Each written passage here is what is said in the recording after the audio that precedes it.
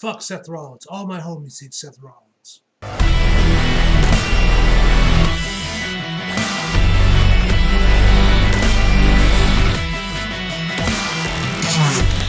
What's good, y'all? Welcome to my review for the 2021 Royal Rumble. And man, what a Rumble this was indeed. Like, legitimately, you guys know me. You guys know that I am very critical of the product nowadays from the videos I do. I don't like it. I think it's shit a lot of the times. But the pay-per-views are usually pretty good most of the time. They didn't make many rosters complete shit. You guys know I love NXT. All that shit. But I'm gonna be real with y'all on this one. This was honestly the best main roster pay-per-view in fucking years. And I do mean years. Like, well over. This is definitely beyond, at least since I've been reviewing the pay-per-views, this is the best in a long time. I don't think I've seen a pay-per-view that was this great since probably maybe I was a kid. Maybe 2016 was probably maybe something 2018 or 2017. It's been a while. It's been at least a few years since I've been this invested in a pay-per-view. I've enjoyed the matches as much as I did, and I just had such a great time. I felt like I was a kid again. You know, watching pay-per-views back in the early to mid-2010s when I was a kid. And, yeah, man, like, this Royal Rumble was definitely the best. Not only, like I said before, this was definitely the best pay-per-view we've gotten here. This is definitely the best Royal Rumble pay-per-view we've also gotten here. Maybe since, I don't fucking know, Royal Rumble 2013? I don't know. I haven't seen most Royal Rumbles since, like, that often. Like, I pretty much just see them when they air, and then I usually don't watch them again, or at least not for a while, you know. The 2013 Royal, I remember rewatching recently, and I thought it was really good. Rewatching that, just enjoying it with my childhood. So, yeah. Either way, this is the best Royal Rumble pay-per-view and the best main roster we've gotten in a very long time. Oh, and there was like really nothing. There weren't that many major problems with the show, with the cards or the matches or anything. There was not. That's like maybe like a couple things I kind of had some issues with. This was a fantastic show, man. This was legitimately a fantastic show. I don't know if I would say it was takeover quality, but it was damn close. Damn close. But anyway, enough of me rambling. Let's just jump right into the pay-per-view itself. So, starting off, we actually had Drew McIntyre and Goldberg start off the show. Now, like a lot of people, were kind of worried, like, oh, they're starting the show. Does that mean Goldberg's going to be in the Rumble match and win it and face Roman or whatever? Thankfully, that did not happen, or that Drew was going to lose the belt to Bill Goldberg. I was kind of fearful that we might get one of those two scenarios. Thankfully, we got neither. Thankfully. But yeah, man. So, you know, Goldberg makes his entrance, which by the way, I noticed that Goldberg was actually rocking new gear this time, which is definitely very different, which is definitely interesting to see. So instead of his usual trunks, he kind of wore more loose-fitting shorts instead, which I found, kind of odd. Kind of interesting he did that. I don't know why he decided to change his ring gear. Maybe he finds those more comfortable. Maybe he wanted to change things up. I don't know, but it was something I noticed. This was actually, a lot of people I noticed that changed up their ring gear a little bit. Like, Shinsuke went back to just the pants, finally, with, like, you know, that ribbon or whatever that's on his arm. You had that. Sasha looked great as well in her ring gear. And, yeah, man, the New Day were wearing gear that was in tribute to fucking, I'm slipping, fuck, why am I slipping on the man's name? Harper. Luke Harper. I'm just going to call him Luke Harper. I'm trying to think of his other name. Brody Lee. I don't know why it took me so long to remember the dude's name, but Brody Lee, you know, John Huber or whatever, you know, they're paying tribute to him. So, yeah. Anyway, the match was pretty good. It was only about 5 minutes, which is about what you expect from Goldberg nowadays, but it was pretty good. So they made their entrances before the bell even rung. Drew hit Goldberg with a headbutt. They started to go at it a bit with him hitting the finisher before the match began. Goldberg speared Drew through the barricade. They start going at it a little more once they found out the bell finally rung. Claymores, spears, a jackhammer that was like the longest 2 count ever because I thought the match might have been over there. Thankfully, it was not. But anyway, Drew manages to get a Claymore kick to, of course, win the match. And yeah, like I said, good match, good high octane match to start of the show. Night's energy was entertaining enough to watch to open the show, and yeah, it was pretty good all around. Next up, we had Sasha Banks versus Carmella for the SmackDown Women's Championship. Now, before we jump into this match, I gotta give Carmella her due props, because you guys know me. If you guys have been following me for a long time, you guys have been following my channel for a bit since I've really started talking about wrestling. We're back to the days I did the match reactions to me. You guys follow me on Twitter for a long time. You guys know my thoughts on Carmella, especially when she was SmackDown Live Women's Champion back in 2018, when she won Money in the Bank. You guys know I could not fucking stand Carmella. You guys know I hated her. I hated her in ring work. I thought she was shit. She was shit with Mike. I couldn't stand anything about this woman. She had go with he. She was my Roman Reigns. You guys have noticed, if you guys saw my Hero Walker video I did around the end of season 4, that was an episode discussion to one of the episodes talking about approval ratings and all that shit going on about Captain Marvel, her self theory and all that. You guys saw the video, you guys know what I'm talking about. But anyway, Carmella has done, because when she came back with this new gimmick, I of course was like, what the fuck is this bullshit? And I wasn't with it. But as things have progressed, I've seen it going down on SmackDown. Even though I haven't been that big on the feud for Sasha, I think you could do a lot better with Sasha's title reign than Carmella. But Carmella has done a lot, has really owned this new gimmick, and I think it really suits her. Her ring gear now looks a little bit better, more pleasing to the eyes. Her in-ring work has gotten so much better since where she was back in 2018 when I saw her against Charlotte in that Backlash match, which was fucking horrible. With her match against Bayley last year, I believe it was, or not the year before that. To her match with Sasha, since she's got this new heel gimmick. The storyline itself has been pretty good, but I just think it could be better. And Carmella has done a lot of great things with this new role, and I give her nothing but the best, but I give her nothing but props that she has proven me wrong, and she has really improved herself in her in-ring work and everything since those days. And I got to give her major props for that, because you guys know me, I couldn't stand the woman a couple years back, but hey, I would say I'm a fan of Carmella, but I respect her grind, and I respect her for getting better, and I do enjoy her a lot more than I did then. But anyway, let's get on to the actual match. So first off, before we jump right into the match, we gotta talk about Carmella's entrance, because ever since she's debuted this new character, Corey Graves has found every possible way to tell you that they're dating without actually telling you. Because this man, every time she's making her entrance and throughout the matches, he's always like, he's always simping over this woman. Like tonight he said, Cole, can you help me get my jaw off the desk? He's like, I'm surprised you can even talk. I'm not gonna lie, it is kind of funny, but I feel like I had to mention that for it. So then we got Sasha. She makes her entrance. My God, her entrance attire attire tonight was fantastic. Match, cute shout out goes to Mikaze. The white mixed with the brown looked fucking fantastic. So shout out to him. Anyway, so overall the match was great. Very, very good match. Although, would you expect anything less from Sasha fucking Banks? No, you would not. So, we had, first off, Reginald, of course, got into the match a couple times before the ref finally kicked him out. Like, one time I think Sasha was talking about it, which, also, I want some of if you guys want to know what I thought about that Reginald match, between Sasha and him, 2 weeks ago, I think it was, or it might have been 2 weeks ago, or maybe last week on SmackDown, or this week on SmackDown.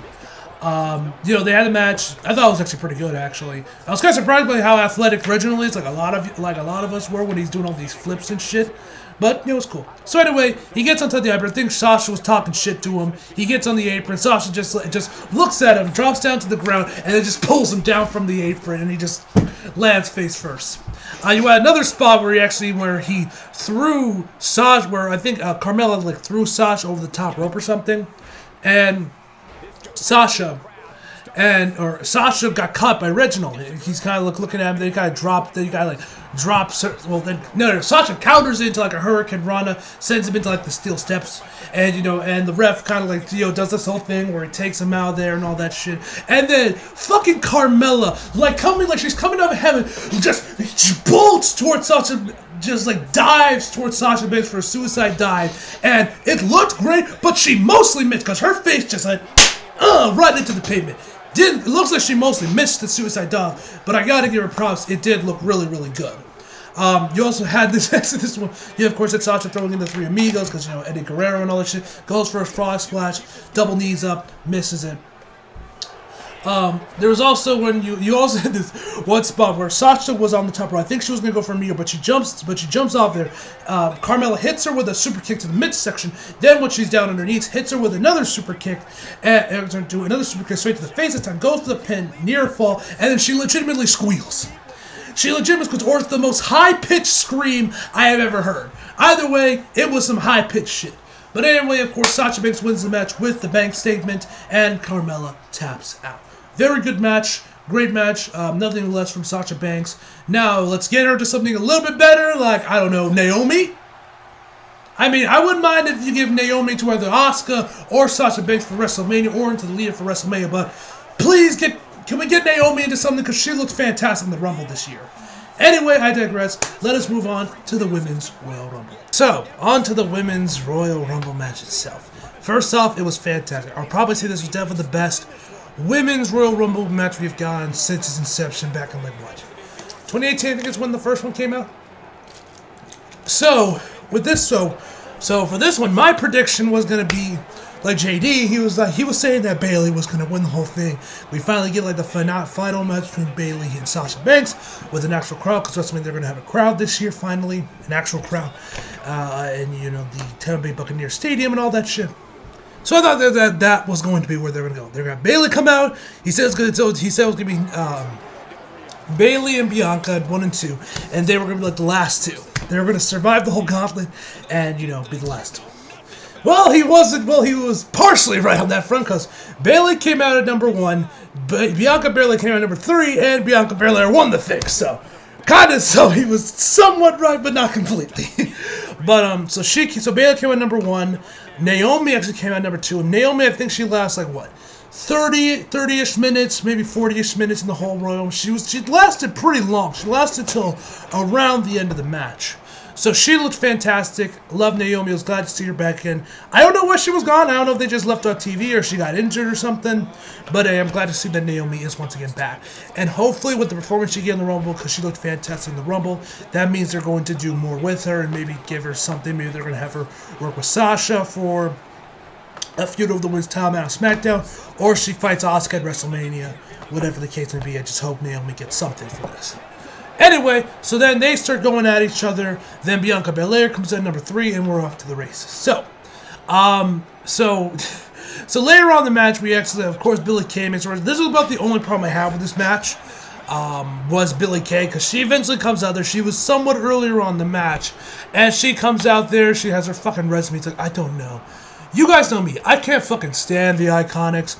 I can't fucking stand Billie Kay in particular. I think she's god-awful in the ring. She is nauseating, annoying. She's just shit. All around shit. That is Billie Kay.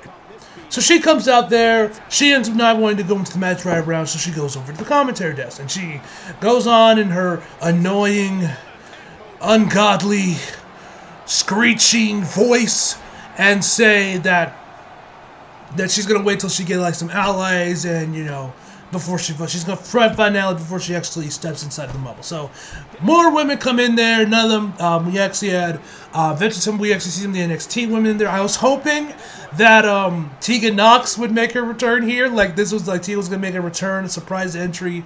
She ended up not. I was hoping she would, you know, because it's been a while since I've seen her. It's been some months. And with Brie Larson, that video she did with Brie Larson, I was kind of hoping that meant she would maybe be at the Rumble, but now she was. Neither was Becky Lynch, but I wasn't expecting her to be there. It's still far too soon. The woman just gave birth like a month ago, so let the woman take her time to get back in the ring. So no Becky, no Tegan, whatever. So eventually, I think Shotzi was the first one to come. I think after Billie Kay, or it might have been someone else. But anyway.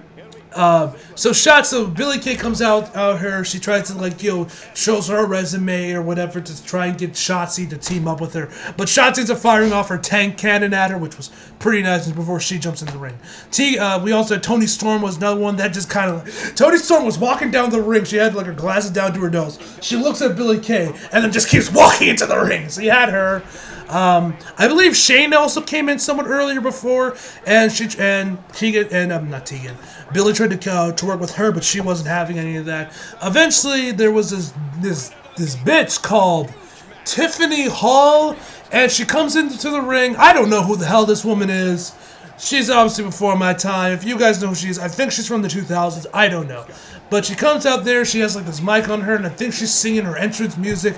I'm sure if I grew up near 2000, I might be marking out or be like, hey, it's her. Maybe. I don't know, like I do when like Kelly Kelly made her return to the Rumble last year. I think the year before that she came out. Because I always liked Kelly Kelly when I was a kid. But no, I don't know who this bitch is. And her voice was annoying as well. So eventually, she was like sliced bread. Like I was in more of confusion than anything else. Like I was like, who the fuck is this bitch? You know, that was me once she came out to the ring.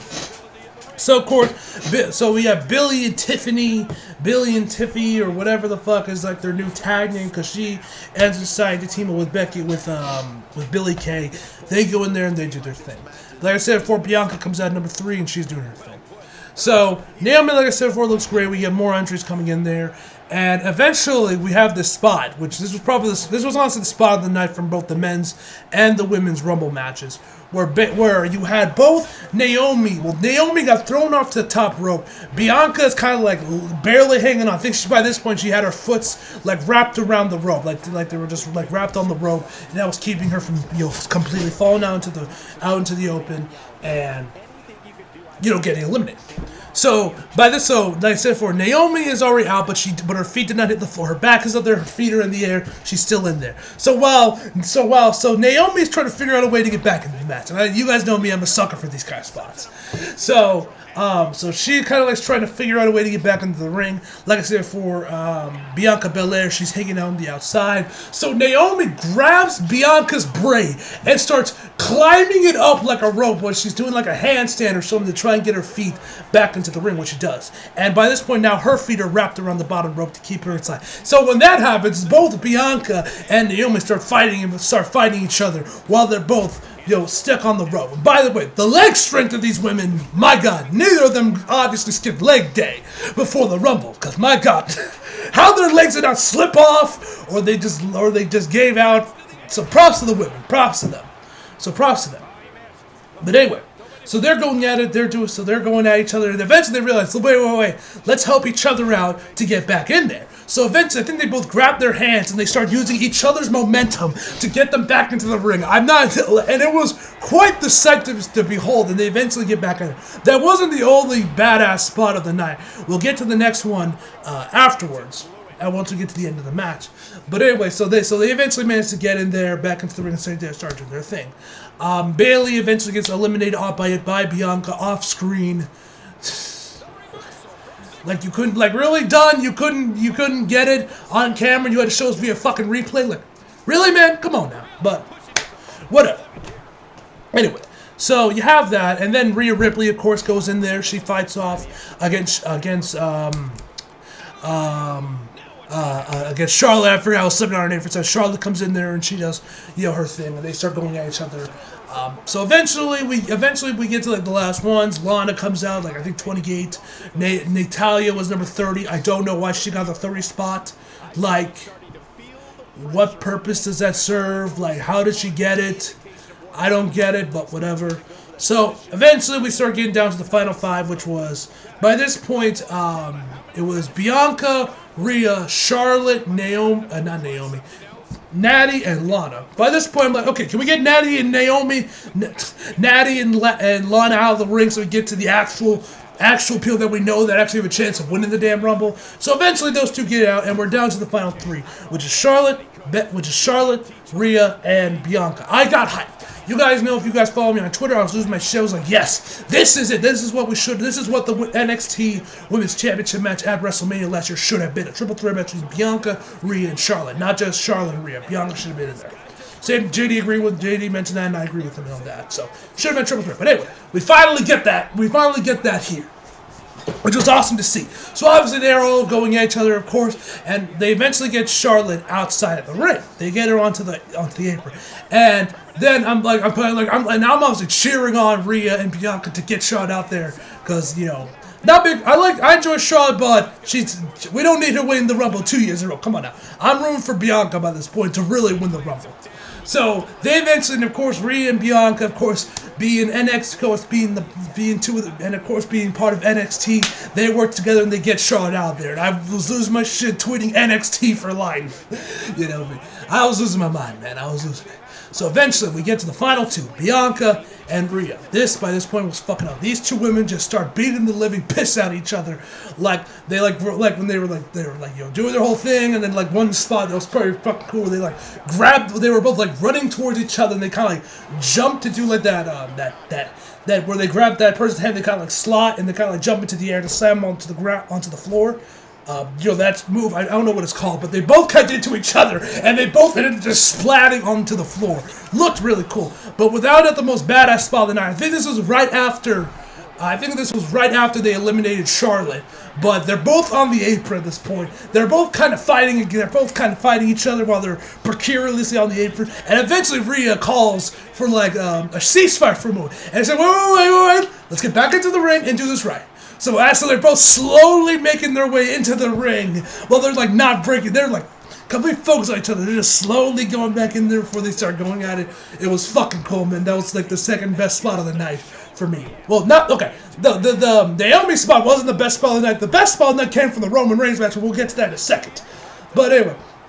So they get in there, Bianca throws Rhea off the top rope and wins the rope. So she's obviously, super emotional by this point. I think it was Kayla Braxton comes in there, tries to interview her, and Bianca's just, all emotional. She's hella out of breath. She couldn't even say a lot of words because she was like, she was obviously out of breath because she was in the match for like, I think 50 minutes. I think she set the record for the longest in the Women's Rumble match. It was like over 50 minutes, I believe, is how long she was in there. But anyway, so she's like, she's thanking her parents and all that shit. I actually just found out that actually Triple H posted a tweet, thanking Bianca and how proud she was. That was cool, of course. Montez posted a tweet because, him and Bianca are married and all that shit.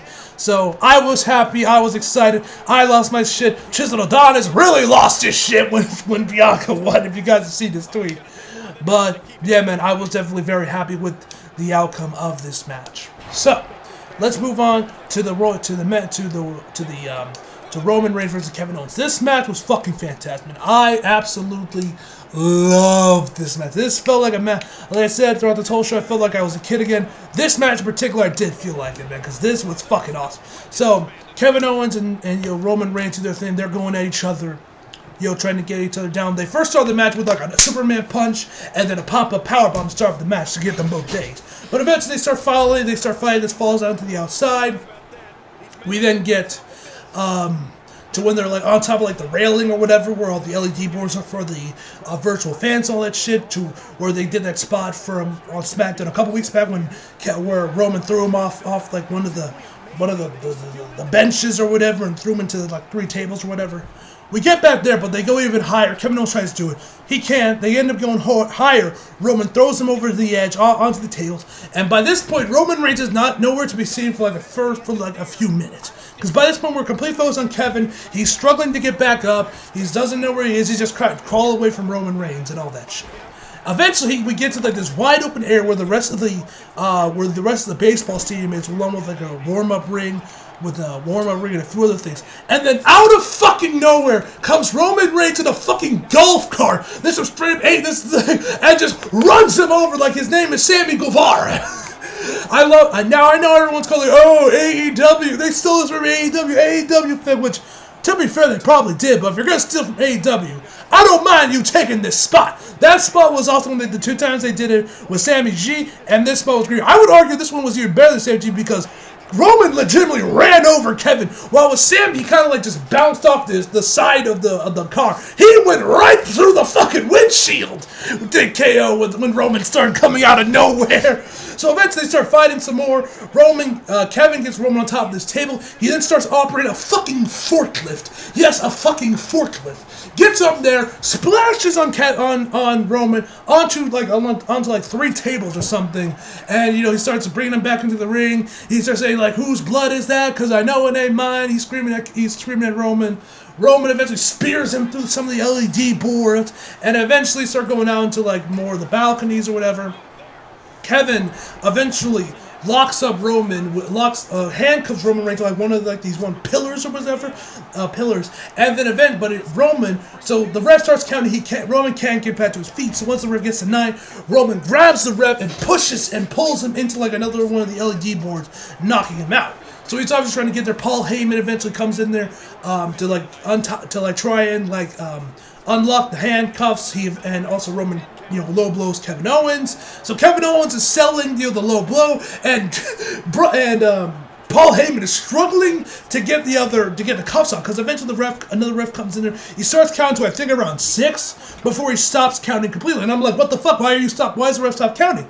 Now, obviously, afterwards and everything, I realized it was a bit of a botch, because Paul Heyman was legitimately struggling, couldn't get the handcuffs off quickly enough, and my God, I feel so bad for Paul Heyman. This man must have been sweating in places you shouldn't be sweating, trying to get these damn handcuffs off, which I gotta agree with JD. I like the spot, but they probably didn't need to make it look as real as it did, with Kevin Owens going as deep as he did to get the handcuffs on. But eventually, Paul Heyman gets the cuffs off. Roman locks Kevin Owens in the guillotine, and he passes out, and Roman retains the championship. Once again, fantastic match. This was probably match of the night, low key.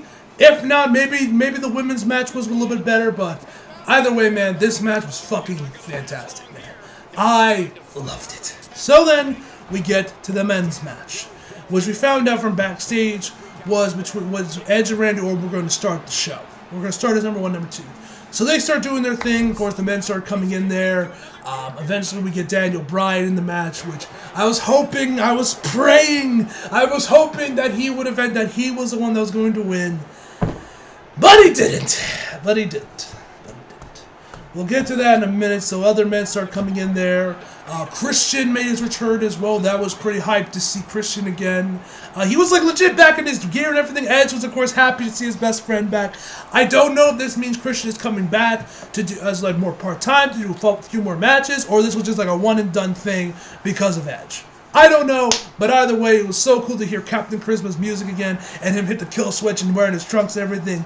Either way, it was fucking awesome, man. I absolutely loved it. So then we keep getting more competitors started coming there. Hurricane Helms comes in there around the end. We also get, I think, try and chokeslam Big E and Bobby Lashley, which we saw Bobby Lashley and Big E start going at each other for a minute. That was pretty cool. Actually, when Edge and Christian got reunited, you had Matt Riddle out there kind of marking out between these two, and then Edge and Christian just started beating him up, which I thought was pretty funny. So you got that, Big E and Bobby Lashley. That was pretty cool. Kane eventually comes in there, and Damian Priest also comes in there as well. Which I'm curious, because both Rhea Ripley and Damian Priest were in the Rumble match this year. I'm curious if that means that both these competitors are going to be on the main roster now, or they're still going to be sticking in NXT. Because both of them you could put on the main roster now. I think both of them have done what they can in NXT, and I think it's time for them to get called up or called down, depending on how you look at it. But yeah, so Damian Priest ends up eliminating Kane. Seth Rollins comes in there, which I thought when Seth Rollins he was going to come back as babyface. We would hear "Burn it down," blaring on the PA. We did not. He came back as a Messiah, giving and all that shit. And so I was still happy to see Seth back, but I wasn't marking out as much as I probably would have if "Burn It Down" was playing, because God, that song is so fucking hype. But anyway, so he ends up staying outside of the ring. Christian eventually gets eliminated and all that shit. And then Daniel Bryan around the end, once we get to the rest of the competitors, Braun Strowman included, Daniel Bryan starts really getting into it. He's like hitting that drop kick on everybody. He's getting ready. He's like getting ready. At this point, I'm like thinking like, yes, Daniel Bryan's gonna win it. But eventually, Seth Rollins comes in there, curves off Daniel Bryan, and throws him off over the top rope. 2015 all over again, ladies and gentlemen. We are once again back, and I experienced pain once again. I was sad to see D. Bryan go, because I was hoping this would be his year, but we still got the champ for him, so there might still be hope. Hopefully. But anyway, afterwards, once we get to the finals of the match, we had everyone actually ended up teaming up to get Braun Strowman out there, and then we get to the last ones, which I want to say was Edge, and I can't remember who else was in the last. I think it might have been Big E, Might have been somebody else, probably was, but I'm just slipping on who the last person was. But anyway, Edge throws him over the top rope. I thought Edge won for legitimate, but then Randy Orton comes in, because earlier on the match, Randy Orton and Edge were fighting, and Edge started hitting him in the knees with a chair, taking him out into the backstage area. But eventually, after Edge takes out the last person, Randy comes out of nowhere, goes for the RKO, and I thought Randy was legit going to eliminate Edge, and he's going to go to the win. He's going to win the Rumble for the third straight time, tying to Stone Cold. But no, Edge counters and then throws Randy over the top rope, and he wins the Royal Rumble, which that was pretty cool. I'm glad that Edge won, because hey, I love Edge. That's going to be hype, and hopefully he faces off Vince Drew, because I want Daniel Bryan and Roman Reigns to fight at WrestleMania. I don't even want Daniel Bryan to take the title. I mean, kind of I do, but I think it's better if you keep it on Roman. But we'll have to wait and see once Raw starts and everything. But overall, man, the Royal Rumble this year was fucking fantastic. Like I said before, this was the best main roster pay-per-view in fucking years. So, with all that being said, ladies and gentlemen, overall, I give the Royal Rumble 2021 a 10 out of fucking, yeah. I give a main roster pay-per-view a 10 out of 10. I bet you, yeah. Am I reviewing a takeover? No, I am not.